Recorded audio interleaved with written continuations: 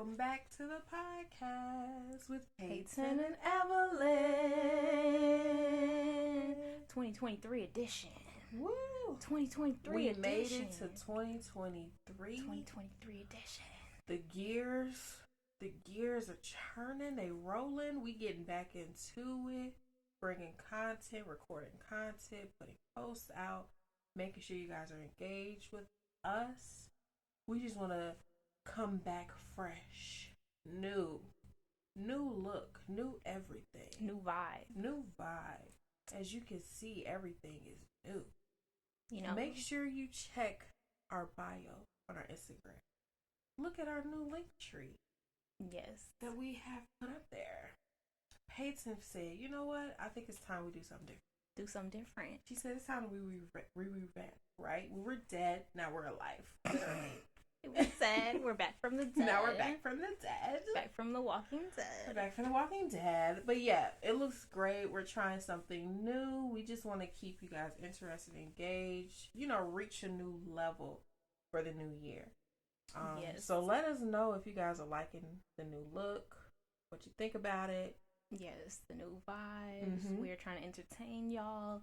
Y'all probably saw, at least on YouTube, y'all probably saw and probably on Instagram, the new intro video, promo video that we put together. Hopefully y'all like that. Mm-hmm. Hopefully even like if y'all are just listening, then we even redid the intro and the outro portion of that as well. And we added a different like theme song to the podcast. Mm-hmm. Shout out to K-Tones if you need beats. Shout out to K-Tones. You can go hit him up on Instagram. He was already on the podcast last year. Mm-hmm. If you missed him, you can go check that. But that's who gave us that beat. Shout out to him. And also shout out to B3 Productions for helping us to film a new intro video and helping us to just take all these beautiful, wonderful content photos and everything that they did for us. Mm-hmm. So shout out to all of those people for helping us to recreate and revamp our brand, and we hope that y'all like it like we said. Also, shout out to Tone on the last video, because that was probably the first video that y'all saw. Mm-hmm. When we were in a different space, a different environment, because we wanted to try something new. So we tried a new location. And we did a little, introduction, something fun, a little video with him. So we hope that y'all like that as well. Mm-hmm. But yeah, we're going to get into today's topic. And for today, we just kind of want to talk about the whole situation with like 50-50. Because I feel like this has been a new like phenomenon for some reason with this generation. Like we're very hyper focused on the whole 50-50 thing. Like, oh, the man is only going to give 50%, the woman's only going to give 50%. Like, no one wants to do, more than that. But honestly, I don't know if there's, like, a real thing is seriously being 50-50. Mm-hmm. Only because everyone's kind of at, like, a different part in their life, I feel like. And I also feel like maybe if you just hyper-focus on the whole 50-50 thing, I mean, you definitely, they always say, should be with someone that you're equally yoked with. But at the same time, I feel like you may possibly miss out on, certain people that you could know and you could meet and you could have opportunities in relationships with because you're so focused on, oh, well, they can't give me 50-50, so this is not going to work, Yeah. So when I think of 50-50, what my mind is going to are finances. So I know there's two separate arguments. There's 50-50 on who should provide for who should put more as far as supporting the other person financially. And then there's also the 50-50 of responsibility in a household, right? So in my aspect, I'm thinking of a husband and wife. They got kids, right? Where is the responsibility level in that situation in the household? Is it 50-50? Is it 60? 40? What's the level? So for me, I think most of the argument has been on social media about financial. Mm-hmm.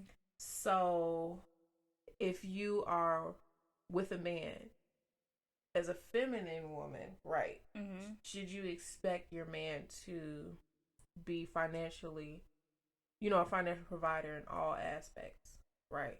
And are you settling for 50-50? Does that make you less of a feminine woman?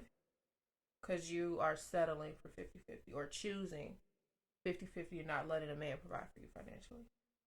I think the thing, though, like for men, they're saying that they want 50-50 if the woman's not going to, like, submit to them. Because, like, that's the argument that I've heard. Is that, like, men are wanting 50-50. So, yeah, so I think it's a man and a woman separate. Yeah, because so they're, like, different perspectives. So the woman's argument is a feminine argument, and letting a man provide for you is part of being a woman. Yeah. Being a feminine woman is letting a man provide for you. Yeah, but on the man's side, yeah, they're like, I want the 50-50 if you're not going to be submissive. Mm-hmm. So if you're not gonna just, you know, do what I say, let me control the situation, then you need to be then doing your part then financially if you want to be making decisions. Because you're not going to be making decisions and making it with my money off the backs of my work. Like, that's kind of what I've heard the man's argument be. So, and I think that's where the issue is at. Because it's like, is it right to say, well, I get it on the men's end because it's like, is it right to say that the woman should be making all these decisions off of my money that I'm making?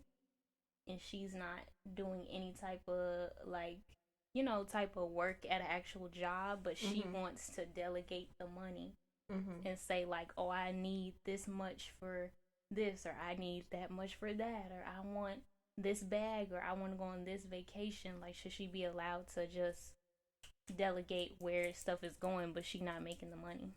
And then there's the other side of women that are like, well, that's kind of my role anyways. Like, you as a man, you're supposed to be out there making the money, and I'm taking care of the home, so I can, like, you know, make those decisions or whatever because I'm the wife, so that's my role. And I saw something recently. I don't know if she was a wife or a girlfriend. She could have been a side chick at this point. Who knows? But she posted something about she's in a relationship with, I think, a football player, and she basically said something along the lines of, my man makes all the money, but he brings it home to me. Yeah. So when he makes all the money to bring it home to me, and then I get to shop, spend it however I want, do whatever I want. Yeah. But he the one that makes the money. Yeah. And he brings it home to me. But in the eyes of a man, that's okay. Because she seemed like a submissive woman. So she seemed like she would accept certain things. I'm not judging. I don't know this person. But the way she was talking, she seemed like the type of woman that they sort of go for. Yeah. The woman that kind of settles for certain things because a man is bringing in a certain amount of money. Yeah. Right. Yeah. So that was one of the videos I saw that made me kind of think of like this 50-50 thing. I mean, yeah. I guess the issue is for women that do work. Should you be, like, how much, like, if you're a wife and your wife works and the husband works, how much of each person's finances should contribute? Because I think some people will say, oh, 50-50 because we both work, so we both gonna contribute. Then other people are like, no, he should be contributing more because even though I do work as a woman, like, he's still a man. So that's why some people will say my money is my money and his money is my money too. Like, that, I feel like that's where that argument comes in. Like, what I make is what I make, but his money is what's gonna come to me too. Because you're the man, you shouldn't be in my pockets. Like, you shouldn't be looking towards me for money. Like, if you're down and you need something, okay, but you shouldn't be shelling all in my pockets. So I see what you mean. Kind of like,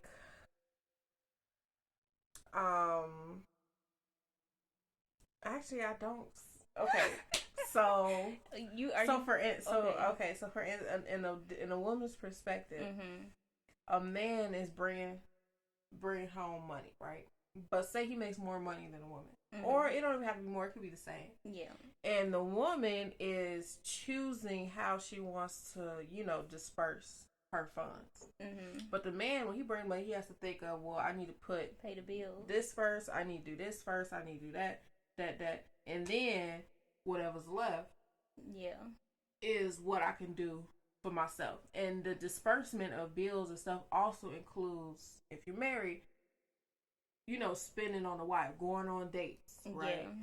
Trips, whatever, bags, I guess. If that's bags, what you like, stuff flowers, like that. Whatever. Yeah. So, because a lot of people now think, a lot of people now feel like the man should pay for every single date.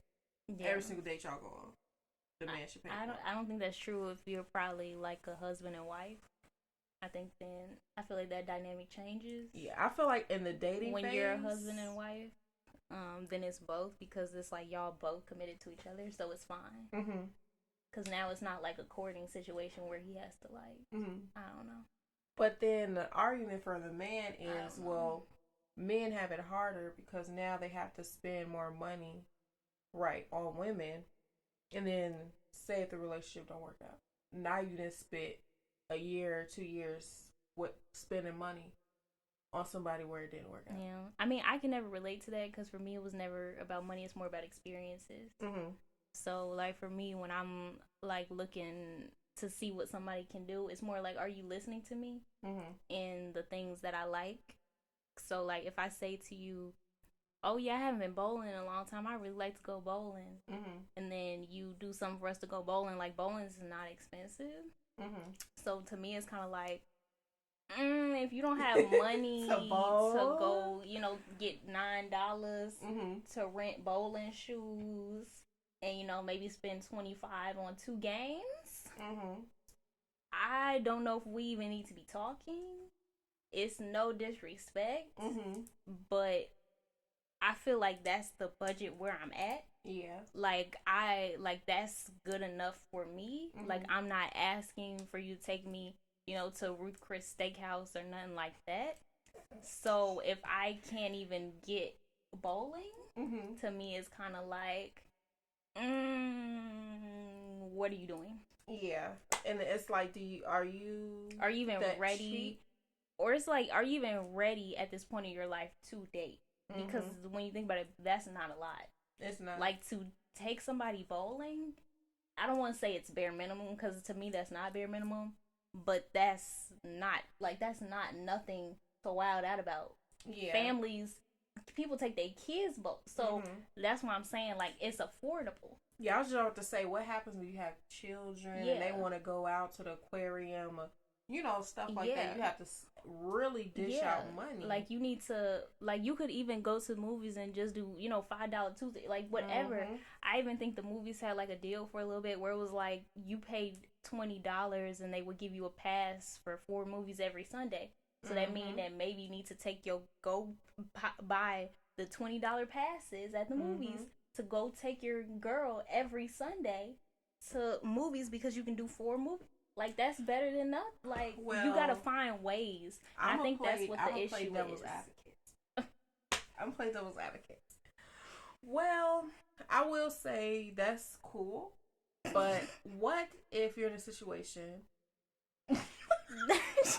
That's cool. What if you're in a situation where a man is dating a woman and a man presents her with a $20 pass for Sundays, and she's like, that's all you can do? Well, that depends on what type of woman you with. That's all you can do. You're gonna go as low as give me a $20 Sunday pass, 4 passes.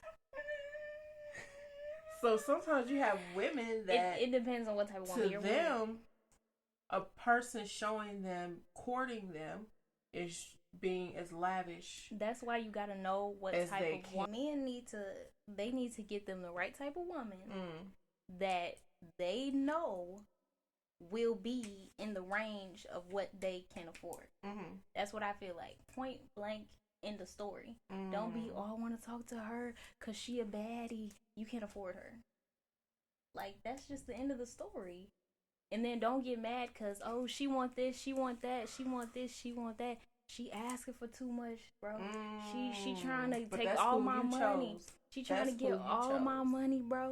She trying to get, like, I feel like they be acting real crazy when they with the gold digger type, but it's like that's the type on it. So, like, you know, like, wasn't that what you asked for? They did. Like, that's what you wanted, and the thing is, you are the one that gave her the items. Like, when she said that, you could have said, oh, this isn't going to work out for me. Like, you know, you're not the type, you know, woman that I would talk to. Like, you know, you could have shut it down. But instead, you decided to continue the relationship, shelling out tons of money to her, giving her $1,000 weekly, like you on 90 Day. What? Not like you season. Like you Caesar. And Caesar ain't even got no money. Girl. And he be shelling it out. The way that woman did Caesar on 90 Day. Bye. Goodbye. It could never be me. Bye. That man was. And he works at the nail salon. And he's shelling out thousands. Girl, thousands. Cross country. Bought a whole ring. That was thousands. That man was begging. That man owed people money. Because he wasn't even using all his money. He was using other people's money. That's how desperate this man was. So now you broke and now you owe people money. And what did this woman do? She got up out of that. That was horrible. Don't be a Caesar. Come on. Don't be a Caesar. Don't be a Caesar. Don't be a Caesar. But that was crazy. That was sad. It's a lot more than just Caesar on there that does stuff like that, but I'm not gonna get into it. Girl, it'll be too deep. This will be a longer episode if we talked about 90 Day Fiance. If we broke Rick, how they be shelling out that money. 90 Day Fiance. They got a lot going on. But yeah, listen, the point of the story is if you get the type of woman in your pay range or whatever, then you kind of don't have to worry about 50-50, I feel like 50-50 kind of goes out the window if you have somebody in your pay range. Because you could be with that woman and she thinks that you are the world because maybe that's, you know, that's kind of what she like anyway. Maybe all she... Because you look, like you say, he's listening to you. So if you say, I want to go bowling, and he takes you bowling, a woman would love that because that means you listen to him. And you buy one rose, hand her one rose, she gonna think you are the world. Because you just listen to what she says, so she's gonna be like, oh my gosh, you are so sweet.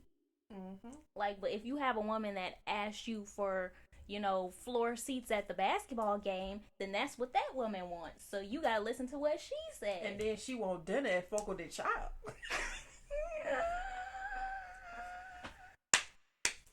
Oh my gosh, Evelyn. Stop playing.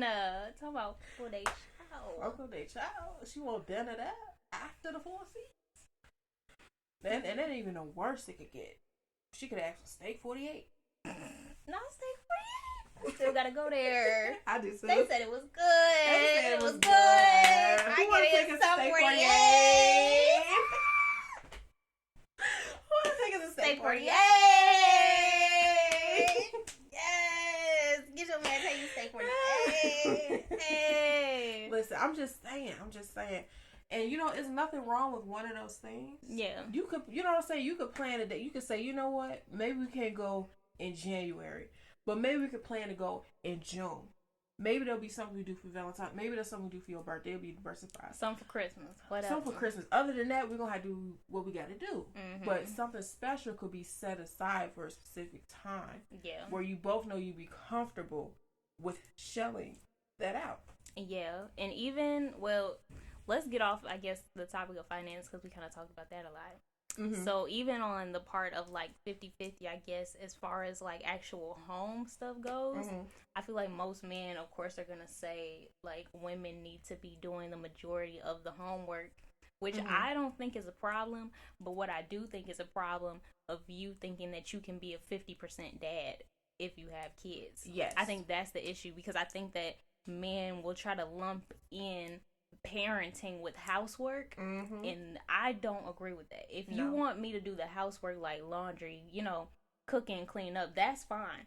But what you're not gonna do is be a 50% parent. That's what you're not going to do. That you're going to have to do full out 100%.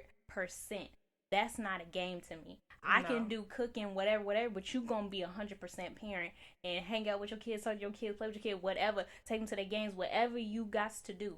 You not going to tell me to go 50% or I got to do 75% of that. That's what's not going to happen. Because you went 100% with your child. That's your child as well. So you going to have to give 100% to that. That's what I will say. And I agree. And like you said, they do lump that in. Yeah. And they like to say the household and the motherhood is lumped together. And it's not. And it's really... Parenting should not go with household chores. It's really not, because it's not the same. It's not the same because if we had children together, you're going to take care of your child. Point blank, period. And I don't know, I see a lot of that dynamic, and then you have this conversation where a lot of women say they are married with children, but they're single. Yeah. That's crazy to me. Yeah. That's to feel single, but you married with a kid. Yeah. I don't know how that happens or how the dynamic happens. And I think a lot of men use the excuse of they have to be a provider and a protector. And that's why they can't divide up whatever else that we ask for with certain things. So they use the excuse of they're a provider and protector. So they have to focus on that. So they can't focus on other things. Right. Because that takes up their main priority. Right. Because they're working and they have to make sure they protect the household. And like, I'll be honest with you, protecting the household barely happens. Like, who is out here getting robbed at gunpoint in your house? For real. Who? There's probably somebody out here. It happens. Don't say that. It happens, but like all the men that's saying this, when did you have to protect your household like that? When did you have to fight off burglars? When did you have to? I'm not gonna say it don't happen. It obviously it does happen because we live in a world. But all the men that are saying this, what percentage of you have had to do this for your household? So to use protection and providing as an excuse to not go 50-50 as far as responsibility, it's crazy. It baffles me. It's crazy to me. Yeah. And I guess I could understand also the perspective of if you're providing, then that means if you're with someone that's not working, then you obviously have to put more load on as far as work to make sure you're bringing enough money to support whoever is in your household. Because it's not two people equally working. Right. So I do understand that aspect of it. Right. I'm not going to dismiss men's feelings entirely. But I do understand that aspect of it. But the 50-50 and like the unequal balance with like parenthood, like Paiton said, that's a deal. That's a no. Yeah. That's a no-go. Maybe, I mean, okay. So is that maybe why it's maybe a good reason to, I don't know how to word this, to maybe date men with kids or men that already have kids, because like you know that they're good with kids already, so they're like already gonna be a great parent. Because a lot of women, at least women in their 20s around like our age bracket, do not, especially my age bracket, early 20s, are not gonna want to talk to men with kids point blank period. I feel like as women get older, they open themselves up to possibly talking to men with kids, because at that point you're older, so you have to kind of like open your your horizon, your browsing, searching up a little bit for more opportunities. And when you're younger, you have less responsibility. So why put the responsibility of somebody else's child on yourself? But is that maybe like a possibility why like women, even younger women, should open themselves to talking to men that have kids? Because, they've already been through that. So maybe it shows that, even though you are younger and you don't have a kid and he does, like, it shows that he is ready, because, men usually take a while, as they say, to mature anyways. So, you've probably already matured and you could be a mom, but now that shows you that he's ready to be a dad because he already is a dad. So he's been through all those first ups and downs and issues. I don't know.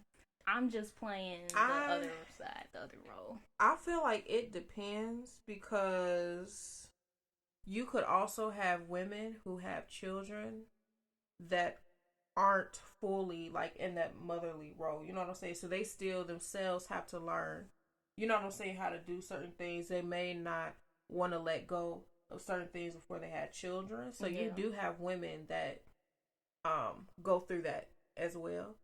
And are not necessarily, I don't want to say mature, but you know, aren't ready to fully commit, you know, all their responsibility to a child. So there's, but I feel like women eventually have no choice but to let go of those things because, and this is no diss to like single fathers out here, but majority of the time, if you have a man and a woman with a child, the woman will 96% of the time be more responsible for that child, even if they're not together. Because the court will automatically place the child with the mom full time. And then that's when you have to debate on custody with the dad. You know what I'm saying? On that aspect. So women, even if they do go through that phase of like not wanting responsibility with certain things, blah, blah, they eventually don't have a choice but to have responsibility because and do you think it's that child is there. It's a toxic thing for when the courts try to place kids like majority with their mom? Because it robs like dads of that opportunity to hold responsibility. I don't want to get too deep in that because I feel like some people may, you know what I'm saying? But I think that I don't think it's, what was your question again? Is it unfair? Yeah, because usually majority of the time, like you said, the courts will like say the mom will get more, you know, like parental rights than the dad. But is that fair, or should it be more like 50-50 since we talking about 50-50? I don't think it's unfair, but I think it's a little like irresponsible on the court's part. Because I feel like sometimes they just assume. Yeah, so they would just assume that the mom is best for the child because she gave birth to this child. You know what I'm saying? The child probably may bond more with the mom because if you gave birth to this child, you taking care of the child, breastfeeding, whatever you doing, you're gonna bond with this child. You know what I'm saying? Yeah. So in that aspect, it makes sense, but I feel like they don't really gauge the home aspect of it when they do stuff like that. Yeah, because I feel like you really have to go in depth. Yeah, and that's why I say it's really deeper than just what's in the home. Yeah, like you have to look at how do the children feel about it. Yeah, and not only that, they never consider how the kids themselves feel. And not only that, what is the relationship between the mom and dad? Because then you have those situations where the mom is toxic and keeping the child from the dad. So regardless of a court order, the mom is not letting the dad, you know what I'm saying? Yeah. So it's a lot of stuff that goes into that. And then sometimes the court order may just make it worse because it's like now the court's decision has made it even better for the dad to not see their child, and maybe they were trying to, I don't know. It's a whole thing. I think really it's not that it's unfair. It's just they don't go into as much detail as they can. Like the same way that you could take a child from home, put them in foster care. They don't go into detail when they do stuff like that. Yeah. They see certain things or hear certain things and automatically think abuse. We go take a child out the home. Like, but you haven't really, you know what I'm saying? Look really into detail on what's going on. So I think that aspect of like deciding the child who he or she should live with also is similar to, that instance in that way. Yeah. I would say family law is by far one of the worst type of laws that I personally would say that you can get into because I've studied family law. I've seen a little bit kind of how it works, and that stuff is messy, y'all. It's very messy. It can alter people's lives, children's lives drastically. So, and I always feel like the amount of steps you have to take to like take a child out of foster care should be the same amount of steps that you should take to put a child. You know what I'm saying? Like it just sometimes it just don't make sense. It don't add up. Yeah, I don't know. That's a rough topic. Kind of got off topic. It got off topic because I really didn't answer your question. I went off like I always do. Kind of got off topic a little bit, but back to 50-50. Because at first we were talking about 50-50 in just like a relationship where you're with the person, parenting, like husband and wife. That's what the initial topic was that you're not going to go 50-50 on parenting. Like, that's not going to be a thing. So let me ask you. In a financial 50, we already know your 50-50 perspective as far as like the household. Financial 50-50. What is your... I'm not doing 50-50. Take on it. That's the answer. Okay. I'm not doing 50-50. Not because... And it's not because, oh, she want to use a man's money, because realistically, I have no problem with it.